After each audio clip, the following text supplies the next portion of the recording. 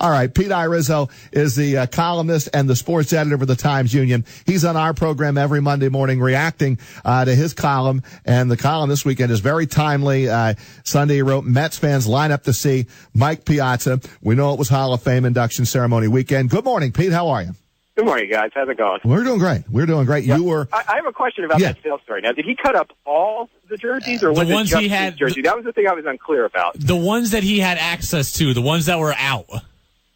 Okay. I mean, the thing I thought when I heard that was, how long did that take him? I mean, it must take you a few minutes to cut up an entire baseball jersey, right? I mean, he must have had a big pair of scissors. I mean, I don't know. It's not the case of a guy like, becoming overly emotional about something, and you get into a physical altercation where later on you say, it's just in the heat of the moment I lost my cool. I mean, to methodically take a pair of scissors and cut up the jersey is just insane. Frankly, it makes me think that the guy might need some sort of mental help. I was just going to say, I think there are probably a few doctors that the team may want to send him to. I mean, you just don't do that. That's crazy. That is absolutely insane.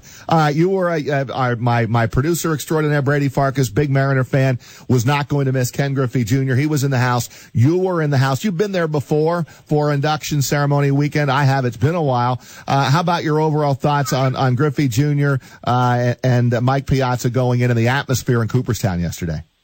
It was a great crowd. It reminded me a little bit of the year that Cal Ripken and Tony Gwynn went in, and they had set the record for the attendance that year. I think it was 82,000, and they only announced 50,000 yesterday, so it was significantly less, at least by the estimation, than that year. But the scene sort of reminded me of that, just how crowded Main Street was in Cooperstown all weekend, and the number of people who were out there early, reserving their seats. It was just a really festive weekend, as it always is, and both speeches, I think, really stood out for just how emotional they were, especially Griffey, who just every few minutes it seemed like he was going to be overcome. And the weather was good, too, so that always helps for all those people who have to sit out there in the sun all afternoon. Yeah, and both of you, Brady and time with Pete Iorizzo in attendance. I mean, these were, I'm not surprised at 50,000 because these are two very powerful, big names in sport that I think a lot of fans really enjoyed watching play. And there's really not a whole lot of baggage on either side of these guys. No, I mean, with, Piazza, you have a guy who really formed a special bond, I think, with Mets fans because of the time that he played there. And, of course, the home run after 9/11 is something that I'll always remember. And I'm sure something that most Mets fans will always remember. And then Griffey, who was kind of the iconic player for a certain generation, probably baseball fans who were my age and a little bit younger. With the backwards cap, he was the guy that made baseball cool. I think for kids of that age, whether you were a Mariners fan or any other fan, I think there were so many little kids who just wanted to be Ken Griffey. Pete, not as a biased Mariners fan, I have to say that I was actually a little disappointed in Griffey's speech because two things. He was so nervous and so emotional that I don't think his thoughts came across all that eloquently, and I understand that. He didn't congratulate Piazza in his speech, which bothered me. He didn't mention the late Mariners broadcaster Dave Niehaus, who's also in the Hall of Fame as a Ford C. Frick Award winner. That bothered me. But in a way, it was almost perfect because here was a guy who was so superhuman for 22 years that he finally looked flawed and human. Did you pick up on that?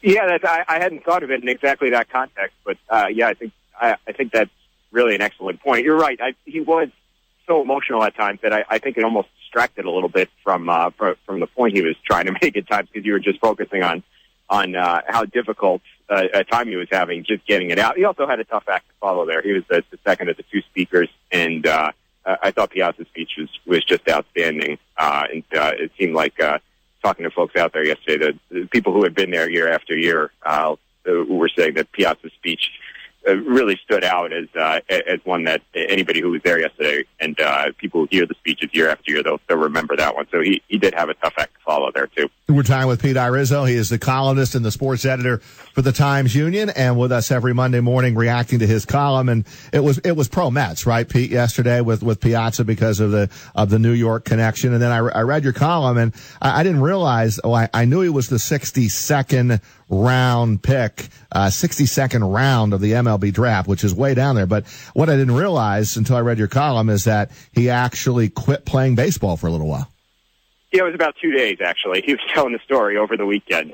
He was in at the single A level, and he talked a lot on Saturday about just how difficult it was for him when he first got into pro baseball, because everybody knew he was only there because of Tommy Lasorda, and I think there are a lot of people who, as he tells it, made it difficult on him because he was sort of thought of as there's that guy who's only here because his dad knows Tommy Lasorda. And I think that may have prompted. Plus, he was learning a new position too. Catching was new to him at that time. So he later, during his speech, thanked some of the folks who convinced him to come back to baseball after that. After very briefly walking away. Pete, what'd you make? I thought both of them had a good sense of humor. I thought both of them cracked more jokes than I expected. I thought it was really funny. Piazza made a quip about, he enjoyed his time with the Marlins, even though it was only 5 days. Griffey made a joke about Ricky Henderson and him needing a rematch in a horse game from 30 years ago. What'd you think about that? Yeah, I thought that when Piazza mentioned the Marlins, I actually thought that was pretty classy of him to find a way to, in his speech, find a sort of a classy way to make light of the fact that he only played there for 5 days. And I actually thought the thing with Ricky Henderson was pretty funny too. Maybe one of the besides obviously putting the cap on backwards at the end of the hat, I thought maybe that was one of the highlights of Griffey's speech. I would like to be there to witness that if those two guys do play one-on-one next year. I will ask this question, although 50,000 people, I know it makes it difficult. Were there any autographs? Did these guys sign any autographs today? Did you see them doing anything? And I'm sure there got to be a lot of fans. I'm surprised you weren't lined up there, Brady, to get an autograph from Ken Griffey Jr. You weren't working for the media. You didn't have a media credential on. You could do that. I was too busy getting sunburned. The left side of my face is completely pink. The right side's good. The left side, not so much. Had you ever been there before, Brady? I'd actually never been to the induction before. Okay. Yeah, I always tell people who are going for the first time to be prepared to sit in a saute pan for 2 hours because there is not a sliver of shade to be found anywhere near that stage. Well, it sounded like it was a great day. Did you see anybody signing autographs or not? I was told that after the parade on Saturday night that Piazza did stop and sign for a little bit. I didn't actually witness that. And then I know he was supposed to be down on Main Street this morning signing autographs, but those are obviously not cool. Not on the house. Those are for paying customers only. Yep, I got you. Well, they had a great weekend weather-wise. Hall of Fame weekend's always fun. Pete, thanks for a few minutes. Nice column in the Sunday paper, and we'll talk to you this time next week. Okay, thanks a lot, guys. Thank you, Pete. Pete Iorizzo, columnist, sports editor.